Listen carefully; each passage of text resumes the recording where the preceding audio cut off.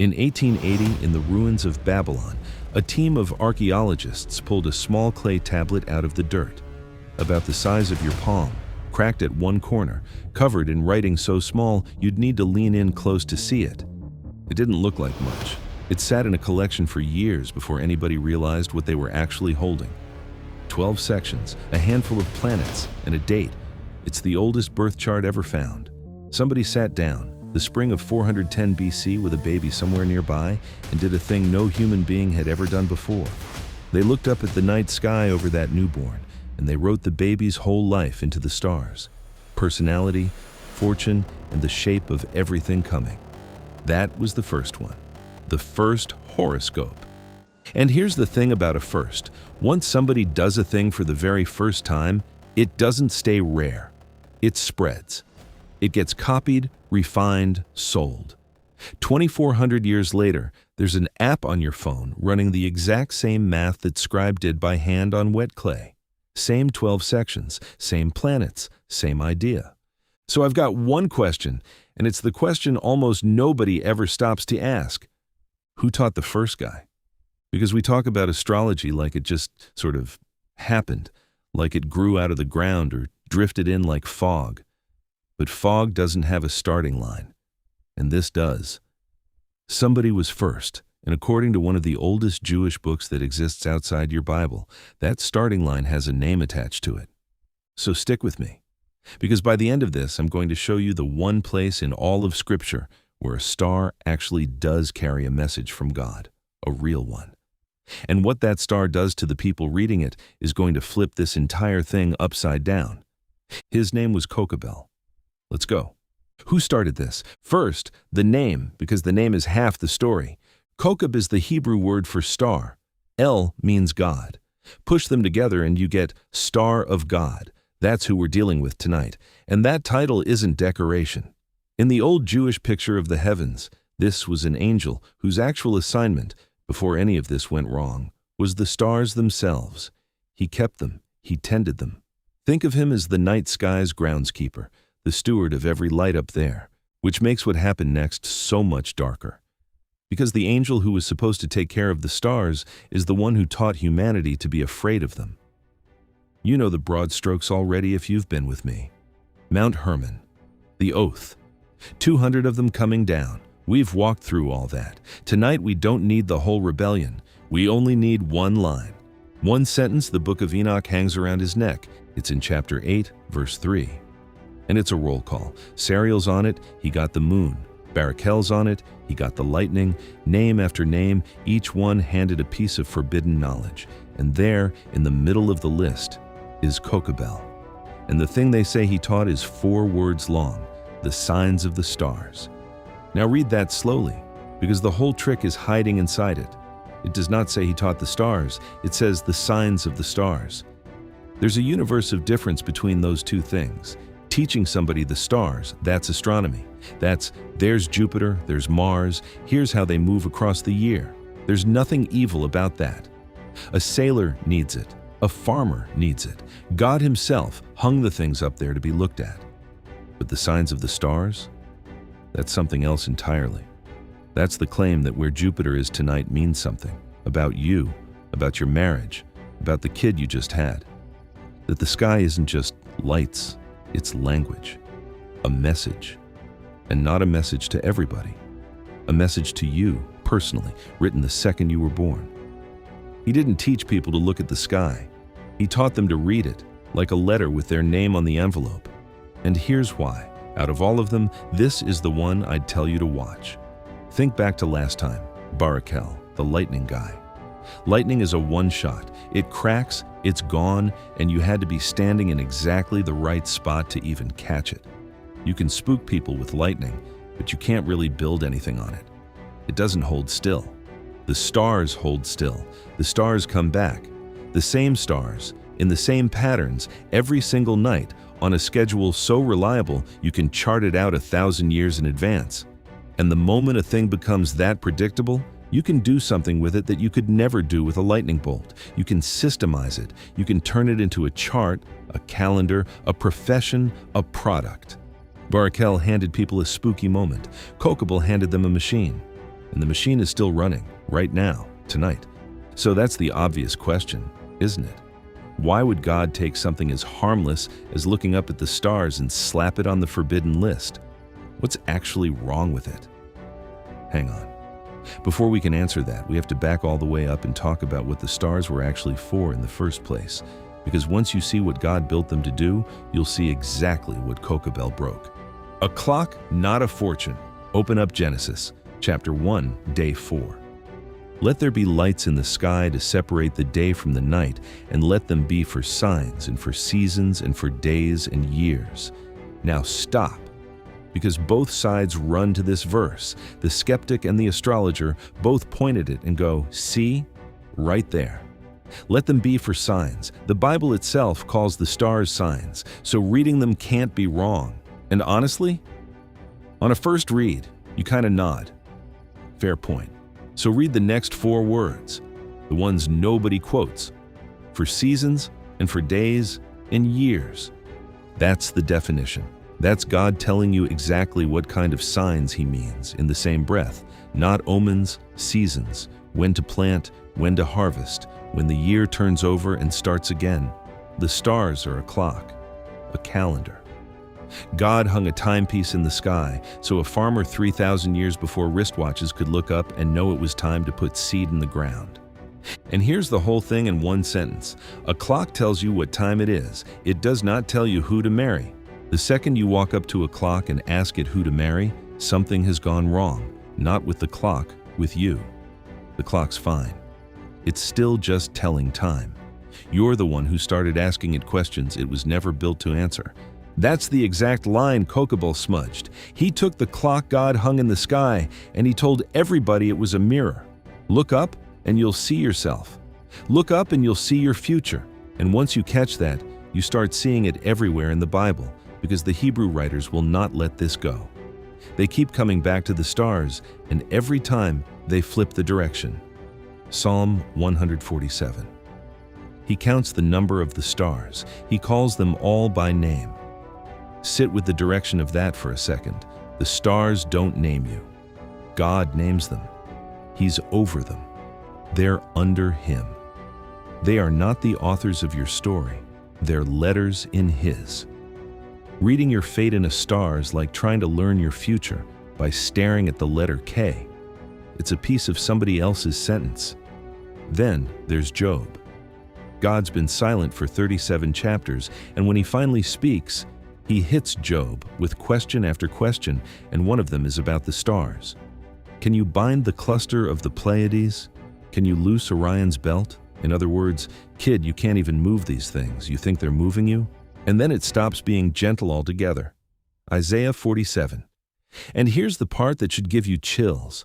God is talking straight at Babylon, the exact city where our little clay tablet came out of the ground. And he says, fine, go ahead. Let your astrologers come forward, your stargazers who make predictions month by month. Let them stand up and save you. And then the hammer. They can't. They're stubble. Dry grass in a field. One spark and the whole profession goes up in smoke, and there's nothing left to even warm your hands on. He names them by job title. Astrologers, stargazers, the ones who carve the year into star months and read your fate off each one. You know what that is? That's a horoscope. God described the monthly horoscope, by function, 26 centuries before it ever got a column in a newspaper, and his verdict on the whole thing was, it cannot save you. Not won't. Can't. Which leaves us with the obvious problem. If God says flat out that it can't save anybody, if it's stubble, if it's empty, then why on earth does the entire planet still do it? Why did it spread to every continent? Why is it on your phone right now? To answer that, we have to go back to the dirt in Babylon. Because astrology is one of those rare things where we can actually stand there and watch it get born. The day it was born. For most of its life, Babylonian sky reading wasn't personal at all. It was government work. The Babylonian king had a whole staff of star priests, and their entire job was to watch the heavens and write him memos. Real memos. We've dug them up. Letters from the royal astrologers to the king. And they're not about feelings or love lives. They're about the big stuff. Is the harvest going to hold? Should the army march this month or wait? There's an eclipse coming. What does it mean for the throne? So for centuries, the sky talks to one guy, the king. Maybe the nation. Never you. A regular person in Babylon had about as much use for the stars as you have for the federal budget. It's happening way over your head in a language you don't speak, about people you'll never meet. And then, somewhere around the 5th century BC, two things click into place, and they change everything. First, they carve the sky up. They take that messy scatter of stars and they draw 12 clean, equal boxes across it, 12 slices, each one stamped with the name of a constellation, the Zodiac. For the first time, the sky has a grid on it, an address system. And second, they crack the math. They work out exactly how to calculate which box any given planet is sitting in at any given second, past, present, or future. Once you can do that, you've got a machine you can point at any moment in time. And the instant you've got the grid plus the math, you can do something nobody in human history had ever been able to do before. You can run the chart for one person, not the king, not the nation, one ordinary human being, the exact minute they were born. And that is our tablet, 410 BC. That's the moment the sky stopped being a memo to a king and became a personal letter to a regular person. The moment the most powerful tool in the ancient world got pointed for the first time at a single newborn baby. Picture it. Some scribe by lamplight, leaning over wet clay, working out where every planet sat the night a child was born and pressing the whole thing into a chart, and handing the parents a piece of clay that supposedly told them who their kid was going to be, their temperament, their luck, their death. That was a brand new kind of power. And it did not stay in Babylon. It couldn't. An idea that big never does. I'm going to skip the grand world tour because, honestly, every culture you could name did the same thing and the names just blur together after a while. 2 stops, that's all you need. It went west into Greece after Alexander kicked the trade routes wide open, and the Greeks loved a system. A man named Ptolemy took all those Babylonian star omens and built them into one airtight textbook. And that textbook ran European astrology for the next 1,000 years. The signs you know by heart, Aries, Taurus, Gemini, Leo, they reach you in their tidy modern form straight through him. And it went east, into India, where it grew into its own enormous tradition that is alive and enormous to this day. Hundreds of millions of people who will still pull a chart before they pick a wedding date, before they name a baby, before they sign a deal. Same skeleton in every place. Carve the sky into sections. Read the planets as forces pushing on your life. Read the minute you were born as a sentence handed down from above. Different languages, different gods, total, complete agreement on the one thing that actually matters. The sky writes you. You don't write you. The sky does. And that's the part that should make you sit straight up in your chair. A dozen separate cultures who fought each other, who spoke different languages, who worshiped different gods, and they all landed on the exact same strange idea. That's not how invention works. When people invent things on their own, they invent wildly different things. When everybody on Earth shows up holding the same weird tool, they didn't each invent it, they inherited it from something older than all of them. The Book of Enoch is the one document that tells you where the inheritance came from. It says, there was a teacher, and it's the only text on the planet that walks up and hands you his name. But sometimes it's right. Now, before we go further, I want to deal with the thing you're probably thinking, because somebody watching this is going, okay, but my horoscope has nailed me before. It described me perfectly. So how do you explain that? Fair. Let's deal with it honestly, because dodging it would be cheap. Here's how the trick works. And once you see it, you can't unsee it. Read me this and tell me if it fits you. You have a great deal of unused potential that you haven't turned to your advantage. You can be social and outgoing, but there are times when you're guarded and reserved. You wish people understood the real you. You're hardest on yourself. Does that fit? Of course it does. It fits you, and it fits your worst enemy, and it fits everybody watching this video. It's built to. Psychologists have a name for it. They call it the Barnum effect after the showman, because it's a statement so wide that everyone reads their own face in it. Astrology runs on it. The descriptions feel personal precisely because they're vague enough to be universal. And then there's the part where you do half the work without noticing. When the horoscope says, today brings tension with someone close, you go looking. And life being life, you find it. Somebody was short with you. You forgot the one good conversation you had, and you remembered the one snippy text, because the chart told you to go hunting for tension, and your brain is very good at finding whatever you send it after. So when somebody says, but it described me perfectly, they're not lying. It honestly felt that way. But feeling true and being true are two completely different things, and the whole machine is built in the gap between them. And look, I'm not telling you this to make you feel stupid if you've ever been into it. I've watched sharp, thoughtful people lean on this stuff. It's not a brains thing, it's a hunger thing. Everybody wants to be known.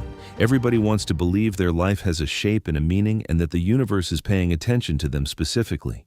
That hunger is real, and it's good, and it's pointing at something true. It's just been aimed 9 billion miles in the wrong direction. Hold that thought, because we're coming back to it. Okay? Ancient history is fun. Here's where it stops being history and walks into your own house. You do this. Maybe not the full birth chart with the houses and the rising signs, but you know your sign. You've said, I'm such a Scorpio, or you've rolled your eyes at somebody who said it. You've watched a friend leave a text on read for 3 days because Mercury's in retrograde. There is a dating app right now, today, that lets you filter human beings out of your life based on the month they were born. None of that came from nowhere. Every bit of it is that 410 BC tablet, still running. It just traded the wet clay for a glass screen. And the scale of it now is honestly hard to wrap your head around. Astrology in the United States is a $2 billion a year business. Billion with a B. One app, CoStar, blew past 30 million downloads, doing automatically, in about 2 seconds, the exact math that Babylonian priests sweated over by hand on a slab of clay. It buzzes your pocket every morning with a fresh little reading. The personal horoscope, which used to be a luxury that only a king could afford, is now free, instant, and sitting in the hand of anybody with a phone. A survey a few years back found that about 3 in 10 American adults figure there's something to it. The stars affect your life. Among younger adults, it climbs. Among young women, it's higher still. And here's the thing I genuinely can't get past. The least religious generation in modern history is also the single generation most likely to know its rising sign, its moon sign, its Venus placement off the top of its head. People who would never in 1,000 years step into a church will absolutely sit down and meditate on what Saturn is doing to them this month. The church emptied out, and the sky filled right back up. We didn't stop being religious. We just changed who we're listening to. I'm not bringing this up to dunk on anybody. I keep saying that because I mean it. I'm bringing it up because I don't think most people have any idea what they're actually holding when they open that app here. So let me make it a person. Picture her, 24 years old, never set foot in a church, not once in her whole life. She wakes up, she opens the app, and it tells her Mercury's in retrograde, so today's a bad day for hard conversations. And so she doesn't have the hard conversation with her coworker that she'd been working up the nerve to have. She puts it off, because the sky told her to. And in her mind, she's doing something modern, something that's hers, something kind of empowering even, self-care. She has no idea she's running a Babylonian star program that is 25 centuries old. That one specific fallen angel, according to the oldest book that sits outside her own Bible, taught the whole thing before the flood. She thinks she invented her morning routine. She inherited it from a clay tablet. She's sitting there reading a letter she is absolutely convinced the stars wrote about her. And here's the part that actually breaks my heart, and it isn't the part you'd guess. The saddest thing isn't that the letter's fake. The saddest thing is who she's reading instead of. She is straining every single morning to hear what the stars have to say about her, working so hard to be known by something cold and far away and silent.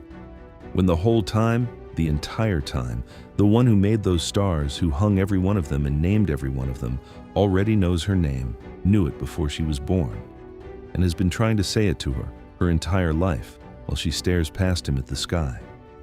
That's the swap, right there. That's the con in one sentence. Astrology tells you the stars wrote you. The Bible says you and the stars both got written by the same hand, and that hand doesn't need the stars to reach you. It doesn't send its message bouncing off Jupiter. It just says your name. The star that walked them out. Now. I made you a promise way back at the start. One star in the Bible that actually carries a message from God. A real one. Here it is. And it is the single exception that detonates the whole system from the inside. Matthew chapter 2. The wise men. The Magi. And you have got to know who these guys actually were, because we've turned them into Christmas card decorations and nobody ever says the real thing out loud. The Magi were astrologers, professional ones, almost certainly out of Babylon or Persia, the home turf, the headquarters, the exact part of the world where that clay tablet was buried. These were the heirs, the PhDs of star reading. If there was anybody alive on planet Earth who could look up and read a sky like a book, it was these men. This is Kokabel's system at the absolute top of its game, walking onto the stage. And they see a star.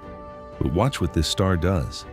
Because from the very first move, it refuses to behave like an astrology star. An astrology star sits still.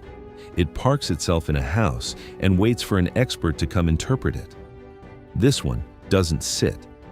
It moves, it rises, and it travels, and it goes out ahead of them. And somehow, these men, the best readers in the world, understand that they're not supposed to interpret this one from their rooftop. They're supposed to follow it. So they pack up. They leave their charts, their towers, their whole profession behind, and they walk hundreds of miles across a desert, chasing a light. And it doesn't drop them at a destiny written in the sky. It comes down, it stops, over a house, over a child. Think about how strange that is. The entire system Kokabel built points one direction, up. The sky points to your fate, read the heavens. The answer is above you, and the one single time in human history that God lights a star with his own hand and sends it as a real message, the star does the opposite of everything astrology ever taught. It points down, off the sky, onto a face.